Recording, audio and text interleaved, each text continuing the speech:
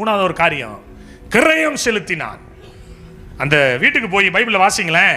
அந்த அந்த வீட்டுக்கு போவான்ல, வாசிங்க அந்த வசனத்தை. நான் ஏறிட்டு பார்த்து ராஜாவும் அவனுடைய ஊழியக்காரனும் தன்னிடத்தில் வருகிறதை கண்டு அரவணா எதிர்கொண்டு போய் தரை மட்டும் குனிந்து ராஜாவை வணங்கி, ராஜாவாகிய ஆண்டவன் தமது அடியானிடத்தில் வருகிற காரியம் என்ன என்று கேட்டதற்கு தாவீது வாதை ஜனத்தை விட்டு போக, தேவனுடைய இரக்கம் வெளிப்பட, கர்த்தருக்கு ஒரு பலிபீடத்தை கட்ட உன்னுடைய களத்தை வாங்க வந்தேன் அப்படிங்கிறான்.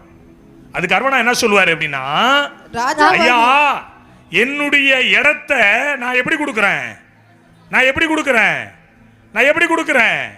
இலவசமா கொடுக்கிறேன். எப்படி? உடனே நம்ம ஆளுல இருந்தா என்ன எப்படி இருப்பாங்க? ஒரு இலவசமா கிடைக்குதுன்னு வச்சுங்களேன், மைவால என்ன செய்வான்? சோதரையா கத்தர் கொடுத்தா லேலுயா. அந்த அம்மா நகையை போட்டு வந்து கத்தர் பேசி பாஞ்சு போன நகையை உண்டியல்ல போட்டு புட்டார்.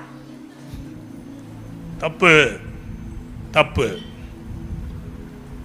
நீ போர் அடிக்கிறதுக்கு மேல ஒரு காரியத்தை நீ யார்கிட்டையும் வாங்கக்கூடாது.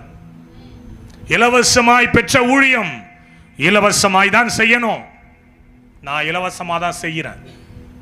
இந்த 27 வருஷங்கள் யார்கிட்டையும் நான் காணிக்க பேசி போனதில்ல.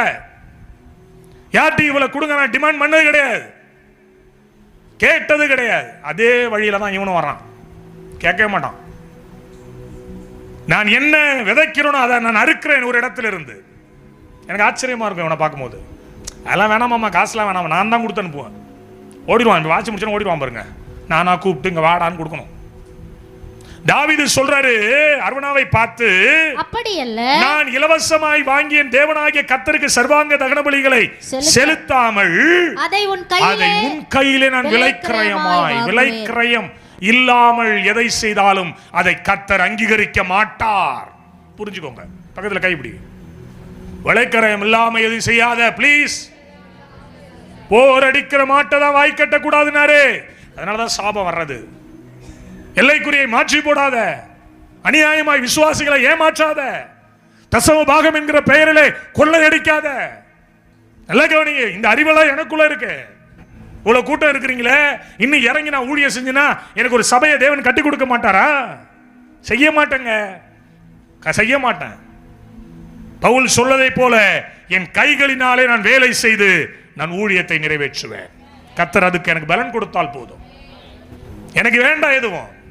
எனக்கு நல்ல வீடு, நல்ல இடம் கர்த்தர் கொடுத்திருக்கிற போதும் என்கிற மனதனுடைய தேவ பக்தியை மிகுந்த ஆதாயம்.